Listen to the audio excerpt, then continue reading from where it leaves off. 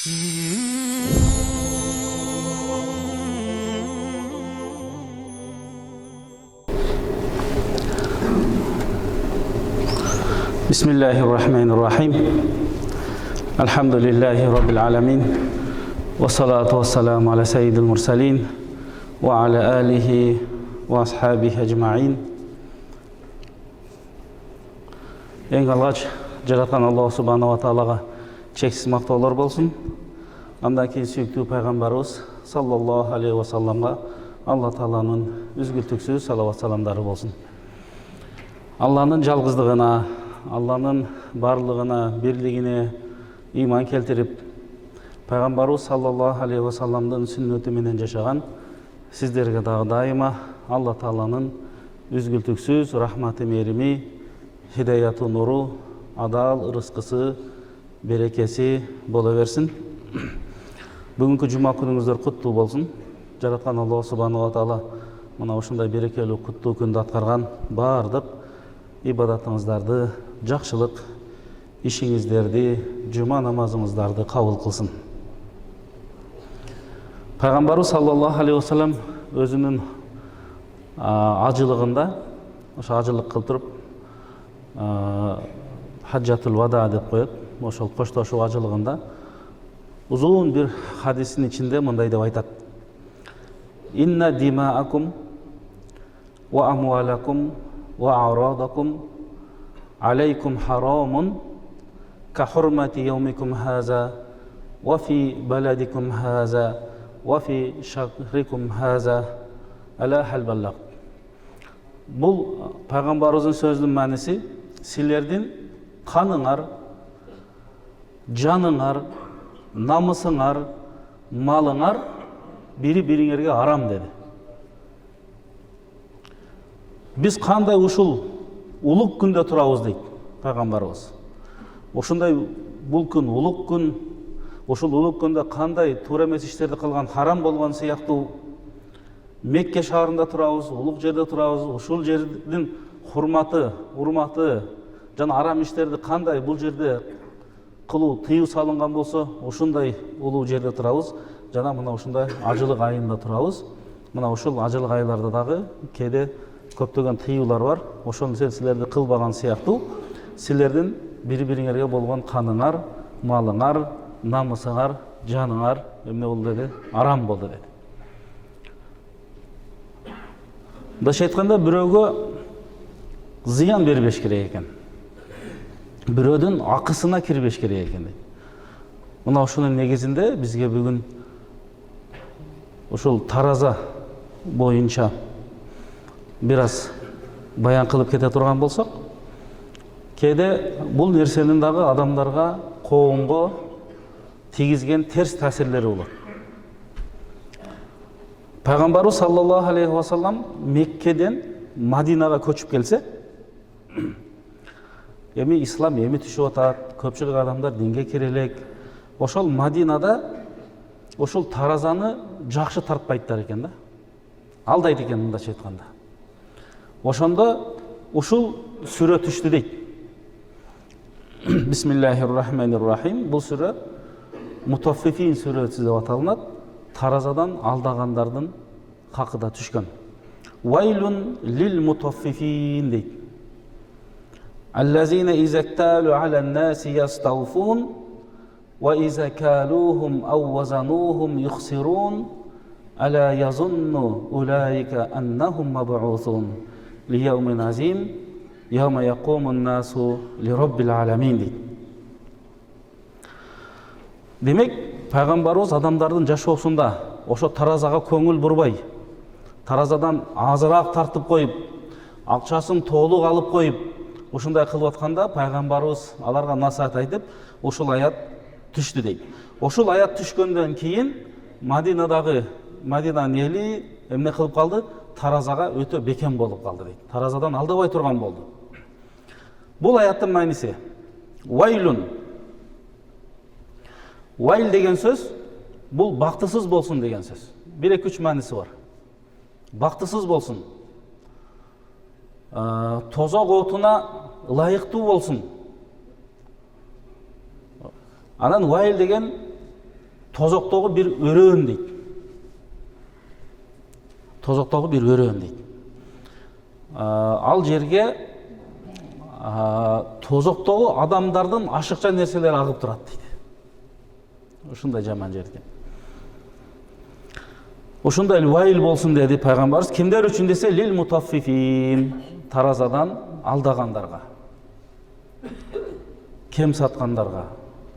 Эми карасаңыз, таразадан азыр барып 1-2 килограмм алам десеңиз, таразадан алдайт экен.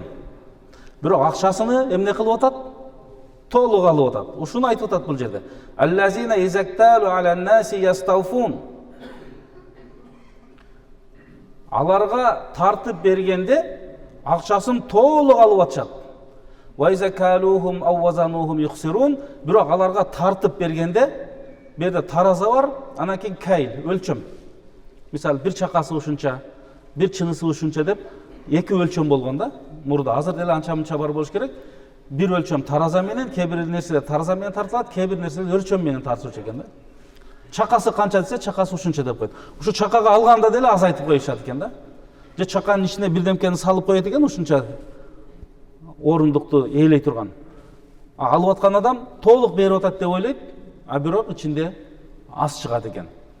Ошон үчүн айтып атат, алар ошол бактысыз болсун, тозокко түшүп калсын, эгер тооба кылбаса, кимдер деди? Тараза тартып бергенде таразадан алдайт, акчаны алганда толук алат дейт.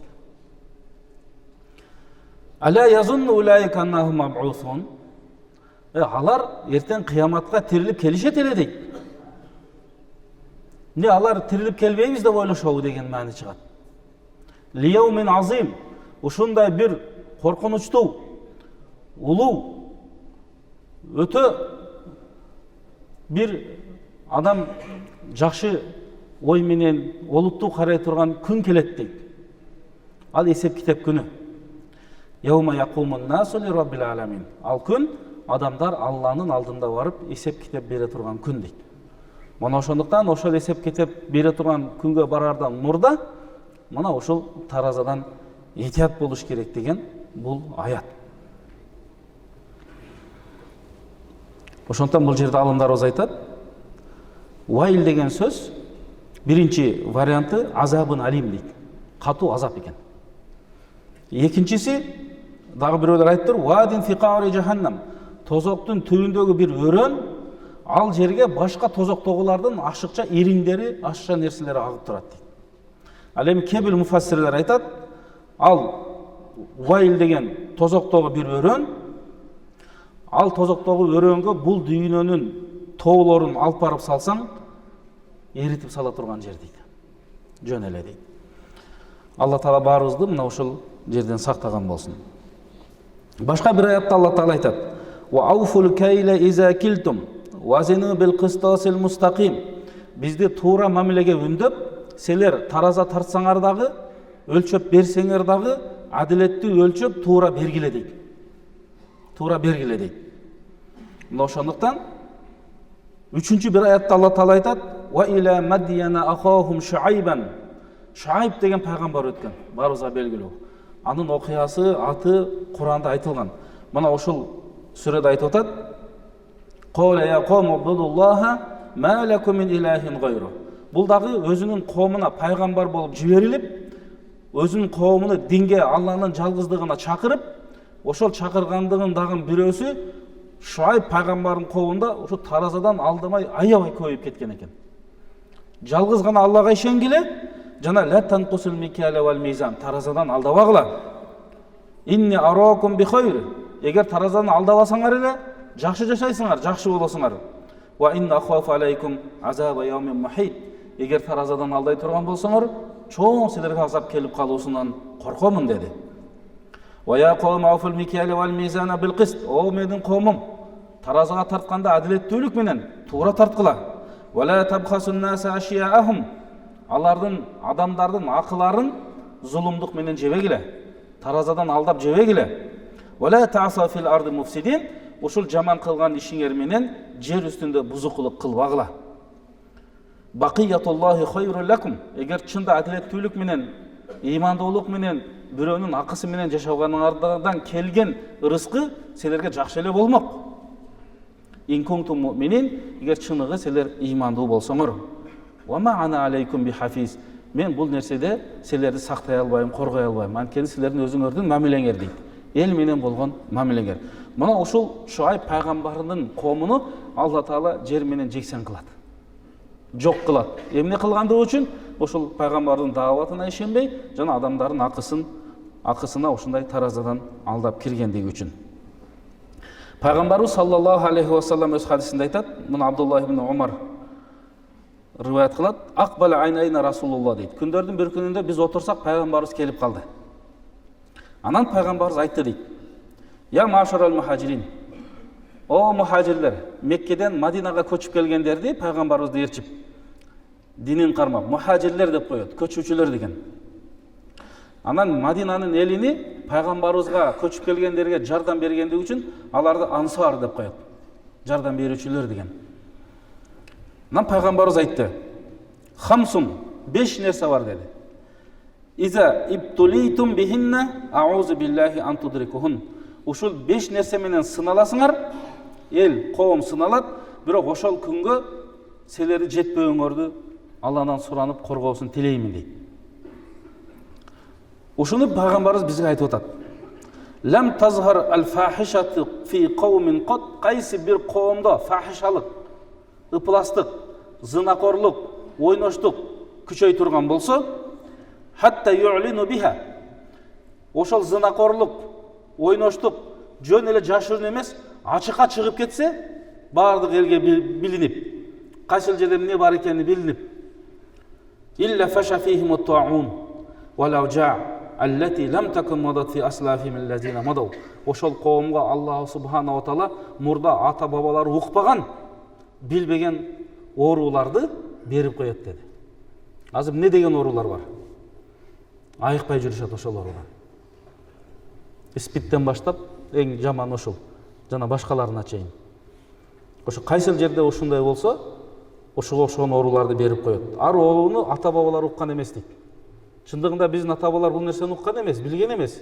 Бирок мына азыр эмне деген, миңдеген адамдар учетто турат ушул оору менен. Валам янкусул микяла вал мизана илля ухизу биссинин ва шиддатил мауна ва жаури султани алейхим. Эгер таразадан алдай турган болсолор, соодада бир эле тараза эмес, бул башка соодалар дагы кире берет. Мисалы, Кытайдан чыкканды Япониядан чыкты деп ушуга окшогон мисалдар. Саткан болсо, жакшыны жаман деген болсо, айыбыны жашырып саткан болсо, айтпаса, соодадагы бардык алдамчылыктын түрү кире берет бул жерге. Ухизу биссинин. Каатчылык болот дейт. Жылдап каатчылык болот, начарчылык болот. Вашиддатил мауна, мээнеттин кыйынчылыгы болот. Падышанын залымдыгынан үлүштөрүн алышат дейт. Падышалары дагы керек болсо, ошол жердин элинин падышасы дагы залым болот дейт. Валам ямнау заката амвалихим илля муниу ал-катара минас-сама валаула ал-бахаим лам юмтиру. Эгер кайсы бир коом Алла Таала парз кылган зекет садакаларын тыйган болсо, Алла Таала асмандан түшө турган жамгырды токтотуп коет. Эгер жаныбарлар, айвандар эле болбогондо, Алла Таала сууну бербейт эле дейт. Ошондуктан биздин динибиздеги зекетти бул парз болуп эсептелинет, үшүр парз болуп эсептелинет, битир садака парз болуп эсептелинет. Бул нерсени сөзсүз түрдө ар бир момун мусулман билип, ошону чыгарып туруш керек. Эми зекеттин өзүнүн шарты бар, ошол шарттарын билиш керек. Валам янкуду ахдаллахи ва ахда расул илля саллаталлаху алейхим адуван мин гайрихим. Эгер Алла Таалага берген уадаларын четке каккан болсо, аларга эми парз амалдарын аткарбаса, пайгамбардын сүннөтүнө каршы чыккан болсо деген сөз, аларга душмандарыны ээ кылып коет дейт. Fa akhazu ba'da ma fi aydihim wa ma lam tahkum a'immatuhum bi kitabillah wa yatakhayyaru mimma anzalallah illa ja'alallahu ba'sahum bainahum shadid. кайсы бир иште Алланын китеби, пайгамбарыбыздын сүннөтү менен мамиле кылган эмес болсо, анда ортолорундагы мамилелер аябай катуулап кетет дейт. Бул болсо дагы пайгамбарыбыз саллаллаху алейхи вассаламдын Ибн Мажа рываят кылган хадисинде келет. Демек бул жерде дагы пайгамбарыбыз айтып атат, таразадан алдабагыла деп. Эгер ушунчалык коомдо тараза алдоо көбөйүп кеткен болсо, анда жанагы айткан каатчылыктар, кургакчылыктар, ачарчылыктар Алла Таала берип салат дейт. Ушул нерседен Алла Таала сактасын. Кайсы бир убакыттарда мына биздин базарларда деле ошентип кеткен болчу. Бирок азыр Кудайга шүгүр, баары жакшыдай эле сезилип атат. Бирок кандай болгон күндө дагы соодагерлер өтө этият болгула. Пайгамбарыбыз саллаллаху алейхи вассаламдын хадиси бар. Иза вазинтум фаржиху деген. Эгер таразага тарткан болсоңор, бир аз көбөйтүп кое бергиле деген. Ошондо бирөөдүн акысына кирбейсиң деген сөз. Азыр эми так кылып сатсак деле боло берет. Бирок бир аз өткөрүп койсок, андан да жакшы экен, көңүлүбүз ток болот, тынч болот. Пайгамбарыбыз саллаллаху алейхи вассалам күндөрдүн бир күндө базарга кирип калат экен. Бул хадисти Абу Хурайра радиаллаху анху айтат. Базарга кирип барып, бир соодагердин сатып аткан буюмуна тамак аш окшойт. Колуну ушундай астына салса, анан кийин колун чыгарса, пайгамбарыбыздын колу нымдалып калыптыр. Өзү ал кургак сатыла турган азык экен. Анан пайгамбарыбыз айтты: "О бир тууган, бул эмне кылганың?" деди. "Асты суу экен го. Үстү кургак экен. Адамдарга сатканда үстүнөн эмес, астынан алып сатат. Анан ал таразаны басат." Бул айтты: "О Алланын элчиси, эрте менен баягы шүдүрүм түшүп калат го, суу болуп. Ошондой болуп калган окшойт" дейт. "Мен атайлап кылган жокмун" дейт. Дегенде афала жаалтаху фауqa таам кайярахнас. Эгер ошентип калса, анда ушул нерсени бетине койбойт белең, үстүнө, же өзүнчө койбойт белең. Адамдар көрүп билсин дейт. Эгер адам көрүп билип, ошондон алып кете берсе, разы болуп, макул дейт. А бирок андай кылып жашырып койгон, ал туура эмес дейт.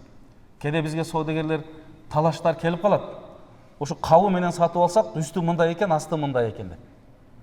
Анан сатат да баары ушундай дейт. Анан аралаштырып салган болот. Ошол дагы туура эмес болот. Ошондуктан пайгамбарыбыз саллаллаху алейхи вассалам өз хадисинде айтат.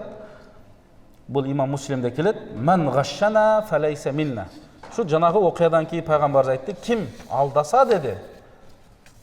Ким бизди соодада алдаса, ал бизден эмес деди пайгамбарыбыз. Мына ошондуктан ошо таразадан башка нерселерди, кийим сатабы, башка сатабы, жер сатабы, үй сатабы, буюм сатабы, кийим сатабы, эмне сатса, эгер айыбы болсо айтыш керек.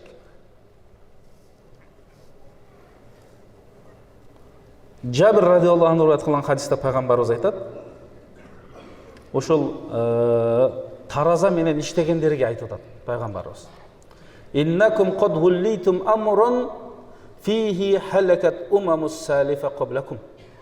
Силер ошондой бир иште турасыңар, ушул иштин артынан мурдагы коомдор жок болуп кеткен деди. Алланын азабы келген деди ушунун аркасынан. Ошондон ушул ишке бекем болгула, адилеттүү болгула деген мааниде пайгамбарыбыз аларга айтып атат. Пайгамбарыбыз айтат, Алла Таала хадисил кудусиде айтат дейт: "Саласатун ана хусмухум яумал кияма." 3 адамга дейт, анын каршысына кыяматта бир гана Алла турат дейт. Алла Таала өчүн алып берет деген сөз. Биринчиси ражулун утия би сумма гадара. Биринчиси кимге пайгамбарыбыз саллаллаху алейхи вассалам атын айтса, ишенбейм деп баш тарткан болса. Ва ражулун ба хурран факала самаунаху. Бир адам хур эле эркин адамды кул кылып сатып, акчасын жеп алса дейт. Ва ражулун истаджара ажиран фастауфа минху ва лам юти хаккаху. Бир адам бирөөдү ижарага жалдап иштетип алып, акысын толук бербей койсо дейт. Ошол үчөөү дагы ошол алдамчынын катарына кирип калат экен. Аманатка кыянат кылгандын катарына кирип калат экен. Мына ошондуктан кимди жумушка жалдаган болсок, акысын толук бериш керек. Пайгамбарыбыз айтат: "Атил ажира хаккаху qabla an yajiffa araqahu" дейт. Жалдаган адамдын акысыны ошо тери кургай электе бер дейт. А бизге келип атат кээ бирлер. Баланчада иштедим, акысын ала албай калдык. Баланчада иштедик, аз берип койду. Тиякты жаман кылсын, биякты жаман кылсын, жөн эле шылтоолор менен дейт. Эртең ушул адам барып туруп, "О Алла" деп колун көтөрүп бата кылып койсом не болот? 5-6 сом аяганың өзүңө кайра зыянды алып келет. Бул адамдын, мазлум адамдын дуасы кабыл болот. Ошондон өтө этият болуш керек. Пайгамбар саллаллаху алейхи ва саллам өз хадисинде айтат: "Ла тазулу qadama abdin yawmal qiyama hatta yus'ala an arba'in." Кыяматта адамдын кадамы бир кадамда жылбайт, ошол 4 суроого жооп бермейинче дейт. Биринчиси өмүрү жөнүндө суралат экен. Өмүрүңдү каяка сарптадың? Денеңди кайсыл жака сарптадың? Эмне жумуш кылдың? Анан акчаңды сурайт дейт. Минайна иктасаптаху, кайдан таптың? Ва фима анфактаху, жана кайсыл жака сарптадың? Жана илими жөнүндө суралат экен. Илимиңе амал кылдыңбы, жокпу, башкаларга үйрөттүңбү, жокпу?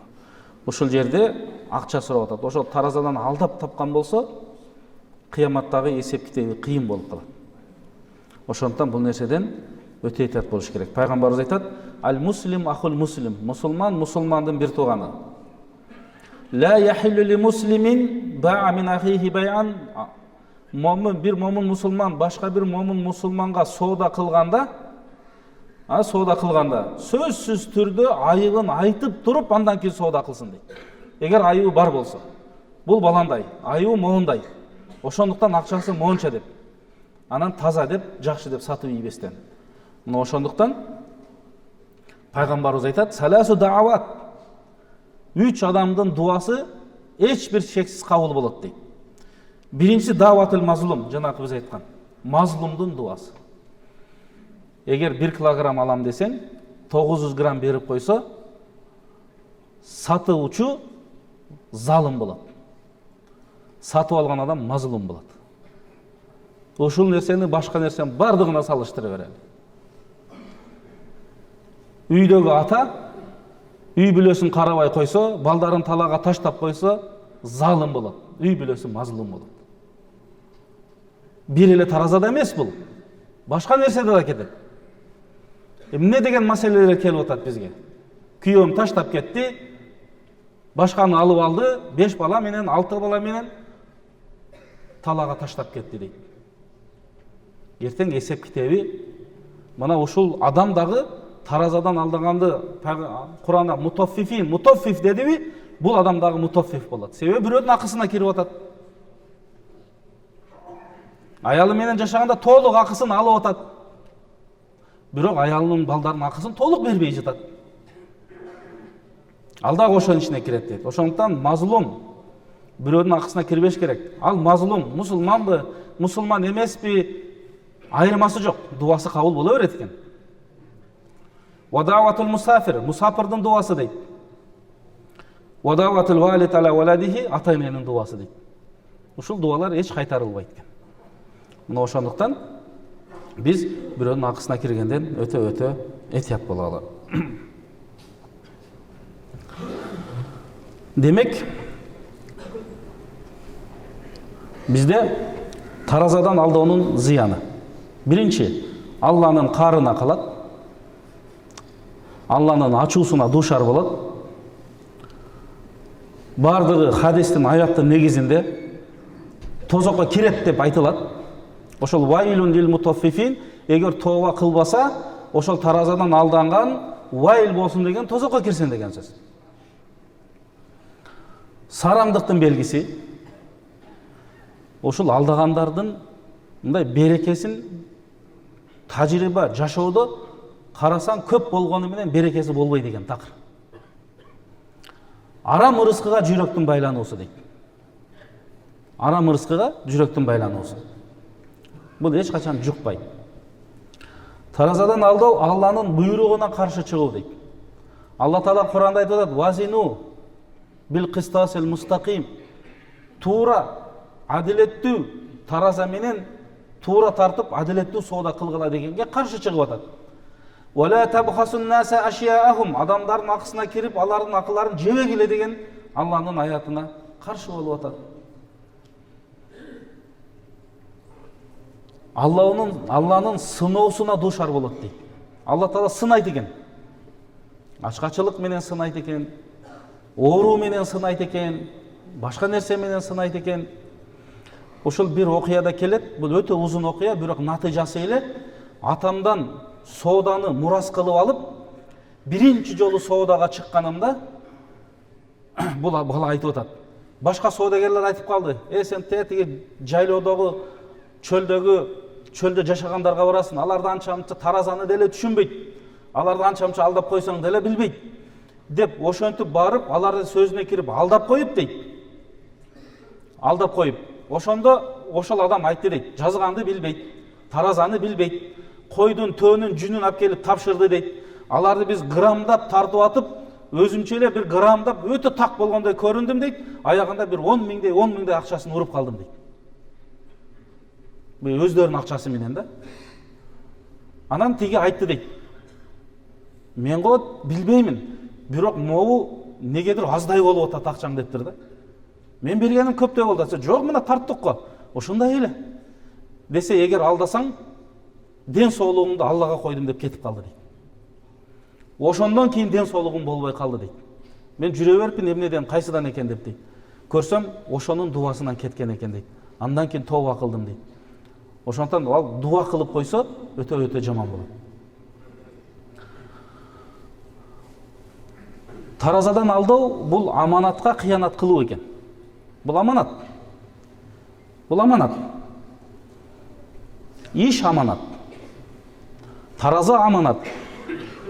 Daaratkanaga барып, daarat алганыбыз намазга, бул дагы аманат.